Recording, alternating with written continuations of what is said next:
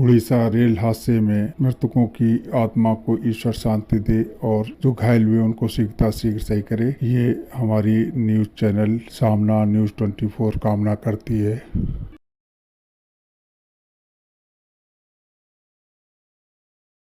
दिल्ली संवाददाता ने अपनी एक रिपोर्ट में कहा, दिल्ली पुलिस भारतीय कुश्ती संघ WFI के पूर्व अध्यक्ष ब्रजभूषण शरण सिंह के खिलाफ दोनों दर्ज FIR पर गहनता से तफ्तीश कर रही है। इस सिलसिले में ब्रजभूषण से कई दौर में पूछताछ की जा चुकी है और जल्द ही पुलिस की तरफ से कोर्ट में स्टेटस रिपोर्ट दाखिल की जा सकती है। इन FIR में सांस चेक करने के बहाने टी-शर्ट उतारने और शारीरिक संबंध की मांग करने तक जैसे गंभीर आरोप लगाए गए। दिल्ली के कनाट प्लेस स्थित थाने में ब्रजभूषण के खिलाफ 2 FIR दर्ज कराई गई, जिनमें से एक बालिग पहलवानों की शिकायतें उसमें शामिल हैं, जबकि दूसरी नाबालिग महिला पहलवान के आरोपों से जुड़ी है। बालिग पहलवानों का आरोप है कि ब्रजभूषण ने कई बार उसके साथ छेड़छाड़ की और गलत तरीके से उन्हें छुआ।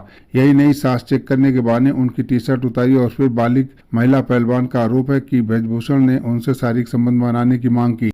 लापरवाही, मनमर्जी भी एक अलग ही प्रकार का मानसिक रोग है। परिवहन निगम के परिचालक चालक की मनमानी से यात्रियों पर भारी पड़ रही है। एक बार फिर तिलर बस अड्डे पर रोडवेज बसों का आना बंद हो गया। इससे यात्रियों को तमाम दिक्कतों का सामना करना पड़ा। उन्हें बस पकड़ने के लिए बाईपास की ओर दौड़ लगानी पड़ती है। बसें न आने से रोडवेज बस अड्डा टैक्सी स्टैंड बनकर रह गया, जहां पर अनाधिकृत लोग कब्जा भी करना शुरू कर दिए। नगर में रोडवेज बस अड्डा मौजमपुर क्षेत्र में तहसील मुख्यालय के कारण यहाँ पर सभी डिपो की बसों का स्टॉपेज है, लेकिन निगम के अधिकारी तिलर बसें रुकवाने के लिए रुचि नहीं ले रहे हैं। बाहरी डिपो की तो बात छोड़िए, शाहजहांपुर बरेली डिपो की बसें तक यहाँ नहीं रुक रही हैं।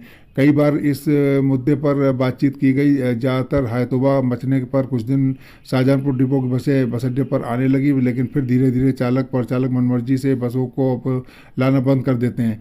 वर्तमान में शाहजहांपुर डिपो की मात्र 7-8 बसें ही बस अड्डे पर आ रही थी। पिछले 60-65 बसें आने लगी थी, लेकिन अब वो बिल्कुल ही आना बंद हो गई हैं। अब मन मर्जी ये नहीं है और लापरवाही नहीं है या तानाशाही नहीं, तो ये परिचालक और चालकों का क्या रवैया है, इसको कौन सही करेगा? मतलब अगर रोडवेज का अधिकारी नहीं सही कर सकता तो इसके लिए किससे कहा जाएगा? इसको RM पांडे को तुरंत तत्काल कड़ी कार्रवाई करनी चाहिए। शाहजहांपुर जिले में संचालित परिषदीय स्कूलों के बच्चों के लिए ये अब आधार जरूरी हो गया है। बिना आधार प्रमाणित करके किसी भी बच्चे को विभाग की योजनाओं का लाभ नहीं मिलेगा। जिले में ऐसे कई विद्यार्थी हैं जिनका आधार ही नहीं बना है। महानिदेशक स्कूल शिक्षा विजय किरण आनंद की ओर से BSA को जारी पत्र में कहा गया है, जिसके अनुसार UDAIS+ पोर्टल पर आधार प्रमाणीकरण का अनिवार्य कर दिया गया। पंजीकृत बच्चों के स्कूल प्रोफाइल को दोबारा जांच करने के निर्देश दिए गए। जिले में 6000 विद्यार्थियों का आधार पंजीकरण प्रमाणीकरण नहीं हुआ है। इसका कारण कई विद्यार्थियों का आधार न होना है, जबकि आदेश है कि किसी भी कारण से जिस विद्यार्थी का आधार प्रमाणीकरण नहीं हुआ है वो जल्द से जल्द करा ले। इसके बाद ही उन्हें योजनाओं का लाभ मिलेगा। बेसिक शिक्षा अधिकारी कुमार गौरव के मुताबिक परिषदीय स्कूलों में प्रवेश प्रक्रिया 2 चरणों में होती है। पहला चरण अप्रैल से मई में पूरा हो चुका है, अब जुलाई में दूसरा चरण पूरा होगा। प्रवेश लेने वाले सभी विद्यार्थियों का आधार नहीं है, इसलिए प्रमाणीकरण के समय लगेगा। इसके लिए प्रयास किए जा रहे सरकारी योजनाओं का लाभ लेने के लिए आधार प्रमाणीकरण होना जरूरी है। लेकिन मैं ये बताना चाहूँगा, इस प्रक्रिया को अपनाने के लिए स्कूल के प्राचार्य को और स्कूलों को खुद ही टीचर्स को जागरूक होना पड़ेगा। बच्चे इतने जागरूक नहीं है कि वो इस प्रक्रिया को पूरा करा दे। अगर इस प्रक्रिया को पूरा नहीं कराएगा तो बच्चों का नुकसान होगा, और उसके लिए मैं ये समझता हूँ कि स्कूल के प्राचार्य और अध्यापक ही जिम्मेदार होंगे। रक्षा मंत्री राजनाथ सिंह बोले, बड़ी ताकत के साथ बड़ी जिम्मेदारी आती है। बढ़ते वैश्विक कद के साथ भारत की जिम्मेदारियां बढ़ जाएंगी। हमने एक विकसित भारत की कल्पना की है जो ये सुनिश्चित करता है कि दुनिया भर में लोकतंत्र, धार्मिक स्वतंत्रता, गरिमा और विश्व शांति जैसे सार्वभौमिक मूल्य स्थापित हों। सिंह ने एक मीडिया समूह के कार्यक्रम में कहा, सरकार देश के लगभग सभी क्षेत्रों पर ध्यान केंद्रित करते हुए 2047 तक एक विकसित भारत बनाने के लिए काम कर रही है। भारत एक उभरती हुई शक्ति है जो प्रधानमंत्री नरेंद्र मोदी के नेतृत्व में वैश्विक आर्थिक मानचित्र पर अपनी जगह फिर से हासिल कर रहा है। रक्षा मंत्री ने उच्च जीवन स्तर, सामाजिक सद्भाव और विकास प्रक्रिया में महिलाओं को सम्मान भागीदारी करते हुए कल्याणकारी राज्य के निर्माण की आवश्यकता को भी रेखांकित किया है। श्री सिंह ने बताया कि भारत के आर्थिक घरेलू रक्षा उत्पाद का 1 लाख करोड़ को पार कर गया।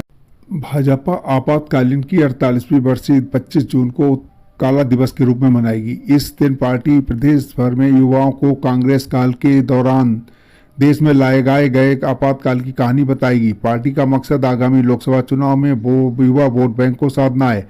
प्रदेश के 15 करोड़ से अधिक मतदाताओं में करीब 50% युवा हैं। सभी राजनीतिक दलों के लिए आगामी लोकसभा चुनाव में युवा वोट बैंक का महत्व है। भाजपा ने युवाओं को साधने के लिए युवा मोर्चा के स्तर पर मतदाता सम्मेलन, नव मतदाता संपर्क जैसे कार्यक्रम शुरू किए हैं। तो आपातकाल की बरसी पर युवाओं के लिए विशेष कार्यक्रम का आयोजन किया जाएगा। इसमें बताया जाएगा कि आपातकालीन कांग्रेस सरकार ने किस तरह से देश में आपातकाल थोपा था। आपातकाल इसका विरोध करने पर जनसंघ आरएसएस के पदाधिकारियों कार्यकर्ताओं को जेल में बंद कर किस तरह की यातनाएं दी गई थी।